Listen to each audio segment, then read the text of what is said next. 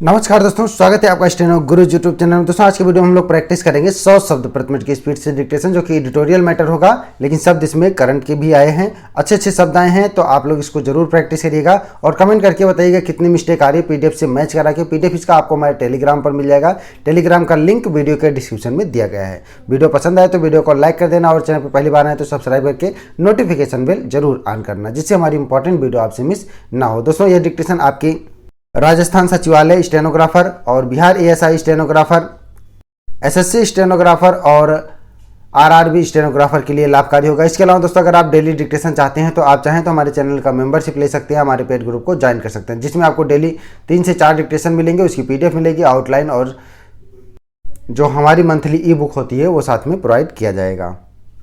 अधिक जानकारी के लिए आप चाहें तो हमें मेल कर सकते हैं या कमेंट बॉक्स में कमेंट करके पूछ सकते हैं।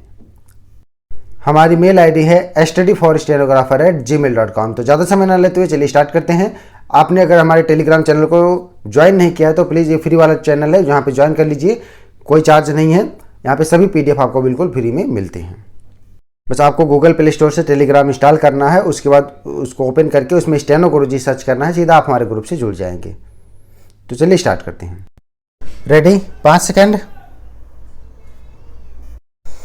स्टार्ट। यूं हर खेल जोश जुनून और जिद से जीता जाता है, मगर इनके बल पर मिल्खा सिंह ने दौड़ में जो इतिहास रचा वह उनकी पीढ़ी के लिए एक सबक बन गया। बचपन बहुत विषम परिस्थितियों में गुजरा। बंटवारे के वक्त हुए दंगों में माँ और पिता कत्ल कर दिए गए। फिर मिल्खा वहाँ से भारत वाले हिस्से में आ गए, मगर अपनी जड़ों से उखड़कर दूसरी जगह खाद पानी ले पाना भला कहाँ आसान होता है। जो उम्र बच्चों के पढ़ने लिखने खेलने कूदने की होती है, उसमें मिल्खा सिंह को हर चीज़ के लिए संघर्ष करना था। बेहतर जीवन जीने के लिए उन्होंने बहुत से सहारे तलाशे, कभी ढाबे पर बर्तन धोए तो कभी छोटे मोटे दूसरे काम किए। बेटिकट रेल यात्रा करते पकड़े गए तो जेल भी गए। उन्हें लगता रहा कि फौज में जाकर जिंदगी बेहतर हो सकती है। उसके लिए कई बार प्रयास किया, आखिरकार भर्ती हो गए। फिर वहीं से उनकी जिंदगी ने करवट ली। उनके अफसर ने उन्हें दौड़ प्रतिस्पर्धा में हिस्सा लेने के लिए उकसाया। अब तक जिंदगी की दौड़ में भागते आए मिल्खा के लिए यह करना कोई मुश्किल काम नहीं था। अभ्यास किया, दौड़े और कीर्तिमान बना डाला। दौड़ने का अभ्यास शुरू किया तो सेना में भर्ती होने के 4 साल बाद ही सुर्खियों में आ गए। वह 1956 की पटियाला में आयोजित राष्ट्रीय खेल प्रतिस्पर्धा थी, जब पहली बार मिल्खा सिंह धावकों की नज़र में चढ़ गए। फिर 2 साल बाद तो कटक में आयोजित राष्ट्रीय खेल प्रतिस्पर्धा में उन्होंने 200 और 400 की प्रतिस्पर्धा में पहले के सारे रिकॉर्ड तोड़ दिए। फिर क्या था, अब पूरा आसमान पड़ा था मिल्खा सिंह को उड़ने के लिए। उनके जीवन का सबसे बड़ा अवसर साबित हुआ रोम में आयोजित ग्रीष्मकालीन ओलंपिक। हालांकि उसमें उन्हें कोई पदक हासिल नहीं हो सका, चौथे स्थान पर रहे, मगर उसमें उन्होंने विश्व कीर्तिमान बनाया था। जैसा कि मिल्खा सिंह खुद स्वीकार करते हैं कि उस प्रतिस्पर्धा में उनकी किस्मत ने साथ नहीं दिया।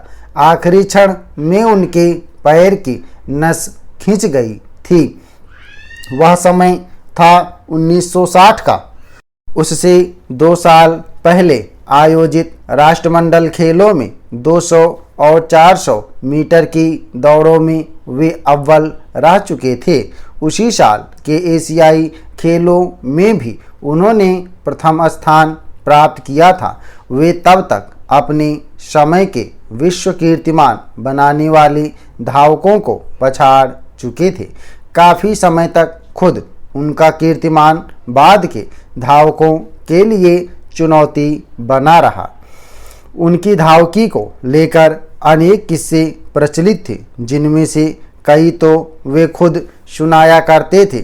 सबसे रोमांचक किस्सा पाकिस्तान के धावक अब्दुल खालिक के साथ प्रतिस्पर्धा का है। खालिक ने टोक्यो के एशियाई खेलों में 100 मीटर प्रतिस्पर्धा में स्वर्ण पदक जीता था। तब पाकिस्तान के राष्ट्रपति अयूब खान ने मिल्खा सिंह को पाकिस्तान आकर खालिक के साथ प्रतिस्पर्धा करने का न्योता पठाया। पुरानी कड़वी यादों को किनारे कर मिल्खा सिंह वहां गए और खालिक को पछाड़ दिया था। वहीं पाकिस्तानी राष्ट्रपति ने उन्हें फ्लाइंग सिख कहा था और फिर वह उपाधि की तरह उनके नाम के साथ सदा के लिए जुड़ गया। दरअसल मिल्खा सिंह में जोश, जुनून और जिद तो थी ही, अपने देश का नाम ऊंचा करने का जज्बा भी जबरदस्त था। उसके लिए उन्होंने धावकी के सारे गुण, सारी तकनीकें सीखी, उन्हें आजमाया और कीर्तिमान बना पाए। उनकी ख्वाहिश थी कि धावकी में भारत को ओलंपिक पदक हासिल हो। उनके जाने के बाद भी उनका वह सपना जिंदा है। दूसरी लहर कमज़ोर पड़ने के साथ ही ज़्यादातर राज्य अब पाबंदियां भी तेज़ी से हटा रहे हैं। इस महीने के पहले हफ्ते से ही राज्यों ने अपने यहाँ चरणबद्ध तरीके से प्रतिबंधों में ढील देना शुरू कर दिया था, ताकि धीरे धीरे गतिविधियां सामान्य बनाने में मदद मिल सके। दिल्ली सरकार ने तो प्रमुख बाज़ारों को खोलने की इजाज़त पहले ही दे दी थी। अब साप्ताहिक बाजार भी फिर से लगने लगेंगे। मॉल और बड़े व्यावसायिक परिसरों में काम शुरू हो सकेगा। इसके अलावा रेस्तरां, बार, उद्यान भी खोल दिए गए हैं। दिल्ली के अलावा उत्तर प्रदेश, उत्तराखंड, राजस्थान, पंजाब, हरियाणा, तेलंगाना आदि राज्यों ने भी अपने यहाँ सभी शहरों को सख्त पाबंदियों से लगभग मुक्त कर दिया है। तेलंगाना ने तो अपने यहाँ शिक्षण संस्थान भी खोलने का फैसला किया है। हालांकि कई राज्य अभी हालात को देखते हुए स्कूल, कॉलेज आदि खोलने में हिचकिचा रहे हैं। इसमें कोई शक नहीं कि स्कूल, कॉलेज खुलते ही विद्यार्थियों की आवाजाही तेज़ी से बढ़ेगी और फिलहाल यह जोखिम भरा ही है। इसलिए शिक्षण संस्थानों, खेल परिसरों, जिम आदि खोलने की इजाज़त नहीं दी गई है। सबसे ज़रूरी तो फिलहाल छोटे बड़े कारोबारों को फिर से रफ्तार देने की ज़रूरत है। ताज़ा आंकड़े बता रहे हैं कि देश में अब महामारी की दूसरी लहर एक तरह से उतार पर है। 88 दिन बाद पहली बार रविवार को सबसे कम 53,000 मामले सामने आए। दिल्ली में तो यह आंकड़ा 100 से भी नीचे आ गया है। इसलिए अब जिंदगी को फिर से पुराने ढर्रे पर लौटाने की कवायद होनी चाहिए, लेकिन पूरी सतर्कता के साथ। इस बात से कोई इनकार नहीं करेगा कि महामारी का खतरा अभी टला नहीं है। लगभग 2 महीने की सख्त पाबंदियों के कारण सिर्फ संक्रमण को फैलने से रोक पाने में कामयाबी भर मिली है। इसलिए अगर अचानक से भीड़ बढ़ने लगेगी तो फिर से संक्रमण फैलने में देर नहीं लगेगी। तीसरी लहर को लेकर महामारी विशेषज्ञों की चेतावनियों को नज़रअंदाज करना बड़े जोखिम को न्योता देना ही होगा। तीसरी लहर का खतरा सितंबर अक्टूबर में ही बताया जा रहा है। हालांकि विषाणु के बदलते रूपों को देखते हुए यह भविष्यवाणी कर पाना बहुत ही मुश्किल है कि कौन सी लहर कितनी घातक होगी। इसलिए अब सारा जोर बचाव संबंधी उपायों पर ही होना चाहिए।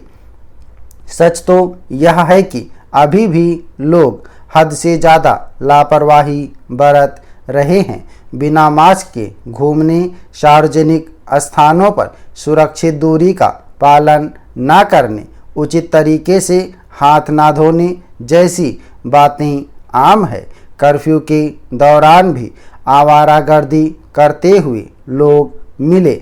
ऐसे में पुलिस को सख्ती के लिए मजबूर होना पड़ता है। दुस्साहस की यह प्रवृत्ति खतरनाक है। बाजार में चहल पहल होते ही लोग मान लेते हैं कि अब महामारी खत्म हो गई, पर ऐसा है नहीं। खतरा बरकरार है। इसलिए बचाव ही सबसे बड़ी सुरक्षा है। स्टाफ होगा दोस्तों, आप लोग इसको प्रैक्टिस करिएगा। सभी लोग मैटर को प्रैक्टिस करेंगे और ट्रांसक्राइब करेंगे। 100 शब्द प्रति मिनट की स्पीड से एडिटोरियल मैटर है।